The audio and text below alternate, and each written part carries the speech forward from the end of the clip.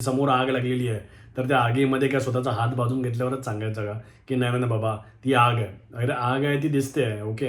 सगळ्यांना कळतंय की आगीपासून धोका असतो. त्यातलाच काहीसा प्रकार आहे. पण आज आर-बी-आयकडूनच डेटा आलेला आहे, की बाबा stay away from trading, futures and options, okay. आता ज्या लोकांना बेसिक म्हणजे कळत नाही आहे मी कोणत्या संदर्भात बोलतोय, तर त्यांच्यासाठी बोलायला तर बघा, जेव्हा तुम्ही स्टॉक मार्केटमध्ये इन्व्हेस्ट करता, तर बेसिकली काय करताय तुम्ही? तर वेगवेगळ्या कंपनीजमध्ये तुम्ही इन्व्हेस्ट करताय आणि ती कंपनी जर उद्या ग्रो करते, तर त्या अनुषंगाने त्याचे शेअर्स पण वाढत जातात आणि त्याच्यानुसार मग तुमची जी प्राईज असते, जर समजा तुम्ही एखादा शेअर ₹10 घेतला असता, तर त्याची प्राईस जर ₹100 झाली, तर तुम्हाला त्या अनुषंगाने पैसे मिळतात. So this is basic stock market. Mutual फंडमध्ये काय होतं, की स्टॉक मार्केटमध्ये आपल्याला नाही कळत, की आज स्टॉक मार्केटमध्ये जवळ-जवळ 4,000 कंपन्या आहेत लिस्टेड, अनलिस्टेड पण आहेत. तर त्याच्यामध्ये आपल्याला काहीच कळत नाही, की कोणत्या कंपनीमध्ये इन्व्हेस्ट करावा. तर मग त्याच्यामध्ये एच-डी-एफ-सी येईल, कोटक येईल, एस-बी-आय येईल.